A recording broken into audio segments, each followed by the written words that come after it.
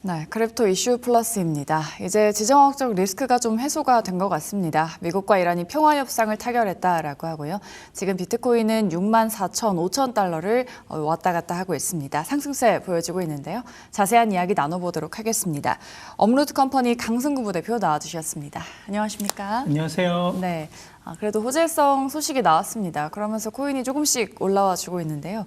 일단 상대 강도 지수가 이 전까지는 좀 추락을 해 있었던 상황이었습니다. 근데 이제 이 구간에 있으면은 다시 이제 반등을 한다라는 분석이 나오던데, 그럼 지금 이제 전쟁 이슈가 해소가 됐으니까 다시금 시장도 올라간다라고 좀 봐도 괜찮을까요? 네, 그렇게 볼 수 있을 것 같고요. 네.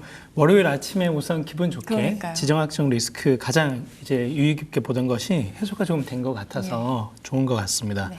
그리고 말씀 주셨던 RSI 기술적 지표 좀 보고 넘어가면 좋을 것 같고요. 비트코인 최고점이 이제 25년 10월에 약 126K였는데 최근에 이제 61K, 뭐 58K까지도 빠졌다가 다시 이제 소폭 올라오는 흐름들을 좀 보여주고 있는 것 같습니다. 네. 최근 이제 6월 초에는 RSI가 17까지 떨어지기도 했었어요. 꽤 많이 떨어졌었고요. 과거 사례를 비교해서 한번 보면 좋을 것 같은데요. 제가 준비한 장표 한번 보시면서 말씀드리면 좋을 것 같습니다. 네. 2015년 같은 경우가 RSI가 극단적으로 이제 떨어졌을 때 이때가 비트코인 가격이 200K밖에 안 됐었죠. 네. 그리고 18에서 19년도 떨어졌을 때도 3,200. 그리고 22년 11월도 마찬가지로 15,500 정도였습니다. 그리고 지금이 이 수준에 이제 도달했다라고 보는 거고요. 네. 오른쪽에 보시는 이 사이클 관점으로 볼 때도 지금이 이제 저점 수준에 와 있다라고 이제 볼 수가 있습니다. 네. 그래서 극단적 과매도는 기본적으로 매도세가 소진되고 공포가 극대화되는 것을 좀 의미하고 있습니다.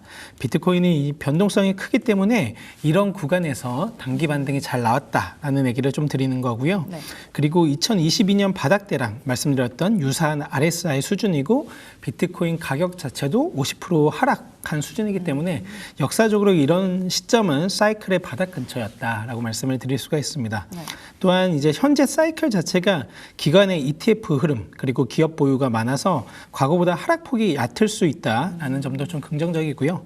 또한 반드시 애유가 없다라는 점은 아닙니다. 약세장 중간에도 RSI가 여러 번 극저점에 도달을 했다가 다시 또 반등했다가 다시 또 내려가는 흐름들이 있었기 때문에 이런 것들은 볼 수가 있고요. 네. 다만 지금은 저희가 4년 주기 사이클로 봐도 좋은 시기에 있다라는 겁니다. 그래서 반감기 후 12에서 18개월은 강한 상승이 주로 나오고요. 고점 후 1년 정도가 하락을 하는데 지금이 그 베어마켓 중간에 있다라는 겁니다. 그리고 최근에 이제 그 애쉬 크립토라는 크립토 인플루언서가 그 X에 이런 트윗을 남겼어요. 네. 과거를 비교할 때 현재 4에서 5개월 정도 하락 횡보장이 남았다. 그래서 별로 남지 않았다라는 겁니다. 그래서 저희가 저점을 맞추려고 하다 보면 항상 이제 실패를 하니까 지금 같은 구간에 잘 모아가는 게 되게 중요하다라는 말씀을 좀 드려봅니다. 네. 이런 구간이 항상 저점이었다라는 것을 본다라고 하면 지금이 좀 매수 관점도 유효하다라는 말씀 전해주셨습니다. 네, 시장의 실제적인 수급을 본다라고 하면은 현물 ETF의 자금 유출세가 아직까지는 뭐 멈추지 않고 있다라고 하면서 기계적 과매도 반등에 그칠 거다라는 신중론도 좀 나와주고 있는 상황입니다. 그럼 이 반등 시나리오의 실현 가능성 그리고 현물 ETF 수급이 돌아설 터닝 포인트를 좀 어떻게 보십니까? 우선 그 오늘 월요일 네. 다행히도 이제 전쟁에 대한 지정학적 리스크가 해소가 좀 되면서 예. 그 기관 자금들이 그래도 좀 들어올 여지들을 좀 남겼다라고 좀 볼 수가 있을 것 같고요. 그 RSI 과매도 신호가 아까 강력했다고 예. 말씀을 좀 드렸는데 실제 자본 유입이 사실 따라오지 않으면 이 기계적인 반등은 단기 바운스의 가치 가능성이 사실 좀 있다라고 말씀을 좀 드릴 수가 있습니다. 그래서 저희가 현물 ETF의 수급을 또 잘 트래킹하는 이유 중에 하나고요. 네. 5월 중순에서 6월 초가 13거래일 연속 순유출의 기록을 좀 했었습니다. 네. 그래서 총 약 44억 달러가 유출이 됐었고요. 주요 원인은 기관의 차익 실현과 AI 주식으로의 자금 이동이 당연히 있었다라는 거고요. 스페이스X의 IPO도 있었죠. 그래서 이런 것들이 많았다라는 거고 유출세가 완전히 멈추지 않았고 기관이 적극적으로 매수할 수 있는 요인들이 많이 적었다라는 겁니다.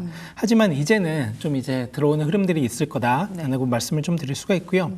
기관의 목표가 자체도 사실 2026년 같은 경우에는 좀 낮췄던 부분들이 있습니다. 네. 스탠다드 차트에서는 25년 말의 목표를 300K로 잡았다가 최근에는 이제 100K로 수정을 많이 했었고요. 네. 번스타인 같은 경우에서도 200K로 잡았다가 150K로 낮춘 부분들이 있었습니다.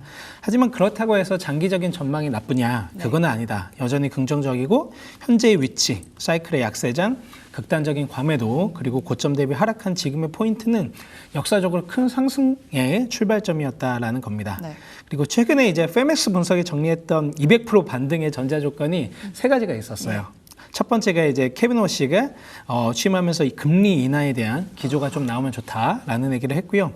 두 번째가 이제 클래리티 액트. 본회의에 통과되는 거, 정치 리스크가 좀 잔존되어 있는 부분들이 있다라는 거고요. 세 번째가 이제 알트코인 현물 ETF들이 있었고, 네 번째, 다섯 번째 요인 중에 하나가 지정학적 리스크였는데 지금 그게 좀 해소되는 흐름이 있다라는 거에서 나쁘지 않다라고 말씀을 좀 드릴 수 있을 것 같습니다. 네. 이제 지정학적 리스크가 해소가 됐으니까 다시금 ETF 수급이 좀 순유입으로 돌아서기를 기대해 보도록 하겠습니다. 그런데 최근에 미국의 연준을 비롯한 규제 당국이 징벌적 감독 완화를 좀 시사한 데 이어서 이제 클래리티법도 상원 은행위를 통과했습니다. 미국 쪽에서의 이러한 규제 명확성을 확보하게 되는 이런 움직임이 글로벌 가상자산 제도화 속도전에 어떤 효과를 좀 줄 거다라고 보십니까? 네, 너무 좋은 질문이고요. 이 말씀 주신 대로 이제 미국의 규제 명확성 움직임 자체가 이 글로벌 암호화폐 제도화 속도전에 강력한 촉매 역할을 좀 할 수 있을 거다라고 좀 보고 있습니다. 네. 또한 특히 현재 이제 비트코인 시장이 과매도 구간에서 반등을 지금 또 하고 있잖아요. 또한 이제 오늘 지정학적 리스크가 좀 해소되는 이런 측면에서 심리적인 부분들 또 제도적인 측면들에서 긍정적인 효과를 좀 불러올 수 있을 것 같다라고 보고 있고요. 상원은 은행위원회에서 지난 5월 14일에 통과가 됐고 하원에서는 이미 강력한 초당적 지지로 통과된 상태이기 때문에 현재 상원 전체 표결을 앞두고 있다라는 겁니다. 네. 그리고 SEC와 CFTC의 관할권 명확화, 개발자 보호, 시장 구조 규율, 불법 자금 등이 포함되어 있고요. 이런 것들이 좀 명확하게 이제 잡혀 나가면 이 시장 자체에 되게 긍정적인 부분들이 있을 거다라고 좀 보고 있습니다. 네. 그래서 특히나 이제 미국을 벤치마크하는 국가들이 되게 많잖아요. 그렇죠. 그래서 그런 국가들도 미국의 모델에 참조하는 것들이 늘어날 거다라고 보고 있고요. 은행, 자산운용사, 연기금도 규제 리스크가 줄었다라고 판단이 되면 자본 유입이 좀 본격화되는 흐름들이 있을 거라고 보고 있어서 단순한 이제 미국에 넘어서 글로벌 암호화폐 시장 자체가 좀 제도화가 되는 시점이 될 수 있지 않을까라고 좀 기대해보고 있습니다. 네. 그런데 JP모건이라든지 뱅크 오브 아메리카 같은 미국의 4대 정통은행이 예금 유출을 막기 위해서 토큰화 예금 네트워크를 공동으로 구축하기로 했다라는 소식도 나왔습니다. 네, 과거에는 사실 월가 쪽에서는 비트코인에 대해서 좀 회의적이었었잖아요. 그런데 뒤로는 이제 스탁과 결제 인프라를 통째로 장악하려 한다라는 지적이 나오는데 이런 거에 대해서는 좀 어떻게 생각을 하십니까? 네. 매우 좋은 질문이고요. 말씀하신 대로 이 현상을 이제 사다리 걷어차기라고 비유하는 쪽도 많은 것 같습니다. 좀 더 이제 디테일하게 들어가 보면 인프라 포섭이라고 또 표현을 또 할 수 있을 것 같은데요.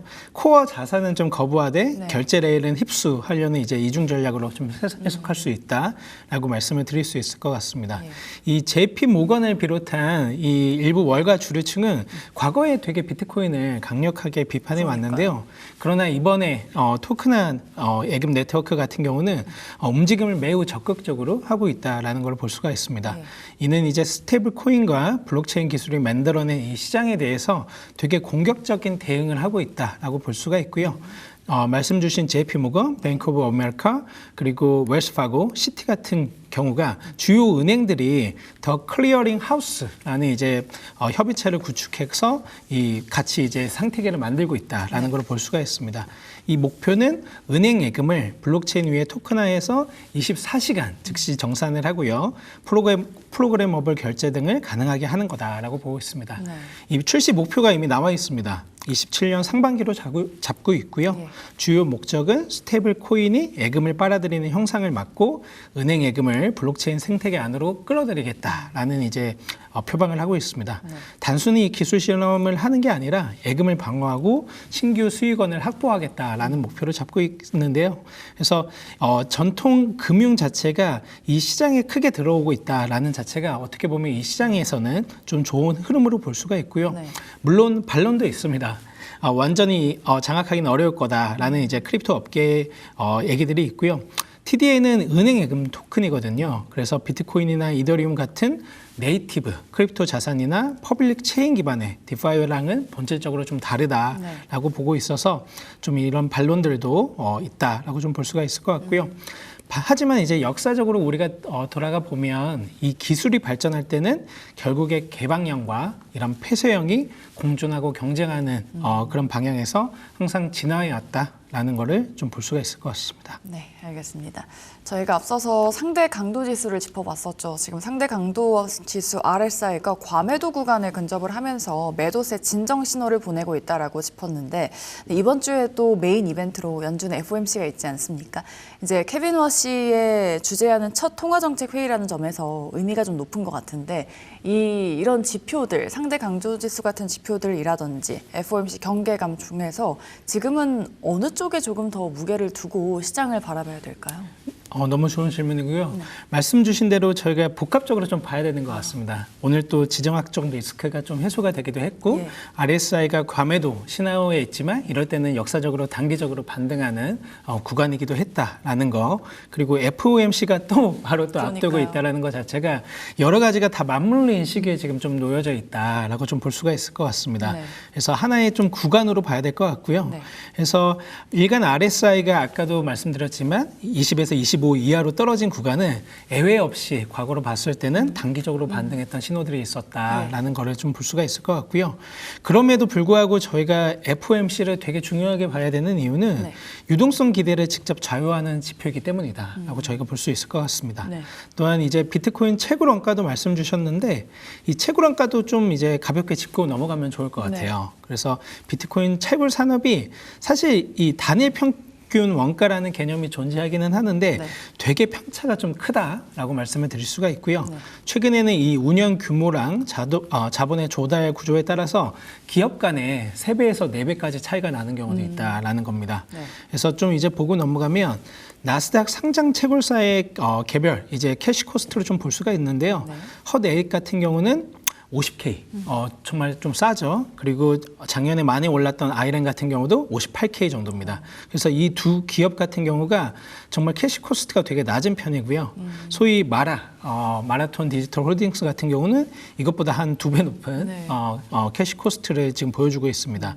그래서 채굴 원가로 시장의 기회랑 과열을 파악하기는 사실 좀 어려운 부분들은 있고요.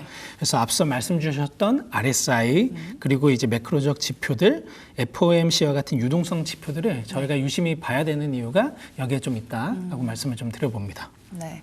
FOMC와 함께 지표까지 좀 다 같이 보면서 코인 시장을 좀 짚어봐야겠습니다.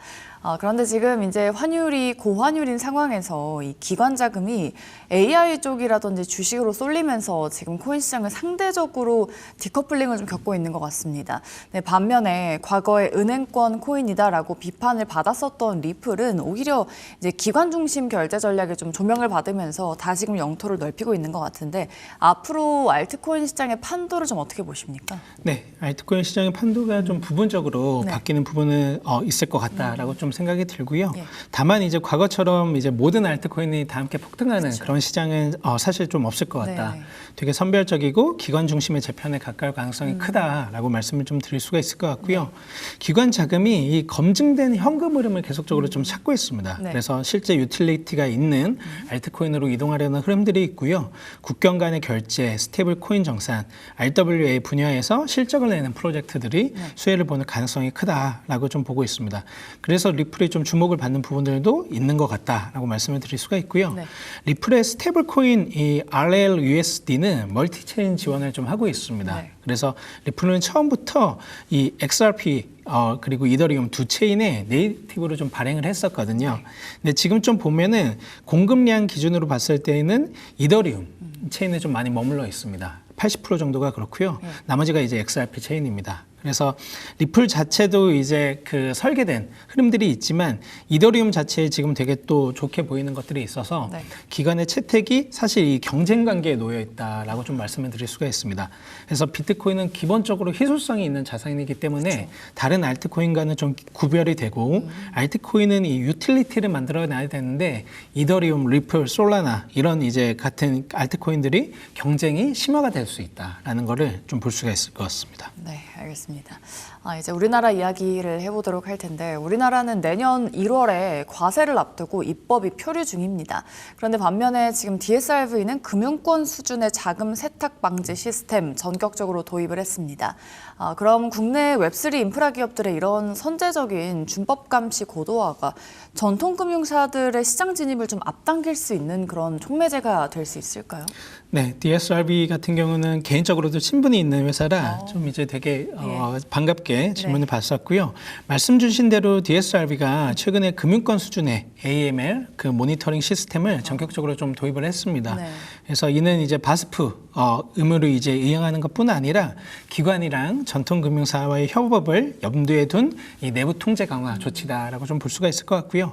이 전통 금융사가 웹3 인프라를 활용할 때 가장 큰 걸림돌 중에 하나가 이 AML 리스크다라는 겁니다. 그래서 DSRV처럼 금융권 수준의 AML 시스템을 갖추면 은행 입장에서도 이제 협업을 할 때 규제 리스크가 크지 않겠다라는 이제 판단을 할 수가 있는 거고요. 이미 이제 KB금융이나 일부 전통 금융사가 원화 스테이블 코인 관련 기술 검증을 진행 중에 지금 있죠. 그래서 DSRV 같은 웹3 인프라 기업이 AML 고도화하고 스테이킹 인프라, 토큰화, 커스터디 연동 등을 더 적극적으로 하면은 검토할 수 있는 이제 협업할 수 있는 환경들이 더 조성될 수 있다라고 생각하고 있고요. 이런 움직임이 웹3 인프라 기업에는 상당히 좋은 영향을 줄 수 있다라고 보고 있어서 긍정적으로 저도 좀 보고 있습니다. 네, 알겠습니다. 그런데 최근에 이제 스트래테지의 매도에 관련된 이슈가 참 뜨거웠습니다. 마이클 세일러 CEO가 이 프라하 컨퍼런스 현장에서 회사가 비트코인을 팔 수 없다라고 말한 게 없었고 필요한 경우 당연히 매각할 수 있다라고 일관되게 밝혀왔었다라고 발언을 좀 했습니다. 네, 개인 투자자들에게는 절대 팔지 말라라고 말을 했었고 사실상 매도를 안 한다라고 좀 하지 않았습니까? 그런데 정작 이제 본인의 기업에서는 뭐 시장 상황이라든지 기업의 재무 구조 에 따라서 언제든 매도할 수 있다라고 좀 뭔가 말을 바꾼 것 같은데요. 어떻게 받아들여야 될까요? 네, 스트래티지 한번 보고 넘어가면 되게 좋을 것 같은데요. 작년 10월 같은 경우에 보시는 자료와 같이 제가 비트코인 메나라는 컨퍼런스에 좀 다녀왔었습니다. 이때 셀러 회장도 만났었고 각국의 이제 상장사 대표들이랑 얘기를 나눴었는데요. 제 왼쪽에 있는 게 이제 오렌지 BTC라는 브라질의 비트코인을 재무적으로 보유하고 있는 회사고 그 오른쪽이 더 런던 비트코인 컴퍼니라는 영국의 회사고요. 가장 오른쪽이 이제 그 제트킹이라는 인도의 회사였습니다. 그리고 셀러 회장도 있었는데요. 와서 그런 얘기를 했었죠. 비트코인이 디지털 캐피털에서 디지털 크레딧 그리고 디지털 머니로 갈 거다라고 얘기를 했고요. 지금이 그 디지털 크레딧 상황에 있습니다. 비트코인을 자기가 많이 모았으니까 이 캐피탈이 자본이라는 것인데 비트코인을 많이 모은 것으로 이 신용이 생겼다라는 거죠. 그래서 크레딧, 신용 상품을 만들어낸 거고요. 작년에 이제 STRC, STRE 같은 상품을 냈었고 그래서 예전에는 그렇게 얘기를 했습니다. Never sell. 절대로 팔지 마라. 그리고 지금은 buy more Bitcoin than you sell. 그래서 파는 것보다 더 사라라고 얘기를 했습니다. 그래서 내가 하나를 팔면 10개를 살 거야라고 얘기를 했었고 이번에 말씀하신 프라하 행사에 그 미국의 스트라이브라는 회사의 대표랑 여기 제시거든요. 맥콜이라는 분인데 이분이랑 대담을 했어요. 둘이 대담을 하는데 스트래티지가 32개를 시장에 팔았거든요. 그리고 스트라이브가 32개를 샀습니다. 그래서 되게 재밌는데 판 숫자만큼 스트라이브가 산 거죠. 그래서 내가 팔면 누군가 시장에서 살 수 있다라는 함의를 준 거고요. 이 두 회사는 사실 비트코인 포 코퍼레이션에도 가입이 되어 있고 되게 긴밀하게 소통을 하는 회사이기 때문에 이 시장에 준 함의는 내가 팔면 누군가 사고 그래서 공급과 수요에 전혀 문제가 없다라는 얘기를 준 게 아닌가라고 좀 보고 있습니다. 네. 알겠습니다. 스트래티지 관련된 이야기 해봤고요. 미국의 하원의 세입위원회가 채굴과 스테이킹 보상 과세 체계를 좀 손보고 다양한 세제 혜택을 담은 법안을 공개를 했습니다. 네, 규제 명확성에 이어서 세금 부담까지 완화하려는 미국의 움직임이다라고 볼 수 있을 것 같은데 이게 이제 전 세계 가상자산 자금을 끌어들일 수 있다라는 전망도 나오고 있더라고요. 네. 여기에 더해서 뭐 JP 모건이라든지 모건 스탠리 같은 월가의 금융기관들까지 디지털 자산 사업에 적극적으로 뛰어들고 있는 상황이지 않습니까? 이런 변화를 좀 어떻게 해석할 수 있을까요? 네, 미국의 이번 움직임은 세 가지 부분, 그래서 규제 명확성, 세제 혜택, 월가 본격 참여라는 이 삼박자가 좀 맞물린 구조적 변화를 좀 볼 수 있다라고 보고 있고요. 네. 이 글로벌 가상자산 자본을 미국으로 끌어들이는 강력한 촉매제가 될 가능성이 높다라고 보고 있습니다. 미국 하원 세입위원회에서 6월 4일에서 9일경에 7개의 디지털 자산 세제 관련 초안을 공개를 했었고요. 네. 청문회를 진행을 했습니다. 네. 그래서 이 법안들이 통과되면 미국 내 채굴 그리고 스테이킹, 디파이 활동의 실효 세율이 크게 낮아지게 됩니다. 그리고 현금 흐름 부담이 줄어들고요. 그래서 특히 대형 채굴사나 기관 스테이커에게 유리한 측면이 있다라고 말씀을 드릴 수가 있고요. 네. JP모건 같은 경우에는 이미 오닉스 플랫폼을 운영 중에 있죠. 예. 그래서 토큰화 예금 네트워크가 확대가 되고 클라이언트들의 비트코인 그리고 크립토 거래가 허용되는 부분들이 있다라는 거고요. BNY 멜론 같은 경우도 디지털 자산 커스터디 그리고 토큰화 서비스 대폭 확대, 블랙락과 ETF 커스터디 역할을 또 하고 있습니다. 네. 그래서 긍정적이고 모건 스탠리 또한 이제 되게 이제 시장에 다시 들어오고 있는데 예. 웰스 매니지먼트 고객에게 크립토 투자 상품을 좀 적극적으로 판매하고 자체 비트코인 ETF까지 출시를 했죠. 그래서 이들 기관 자체가 규제 완화, 세제 혜택을 보고 야 이제 본격적으로 돈을 벌 수 있는 타이밍이었다라고 판단하는 부분들이 있다라는 겁니다.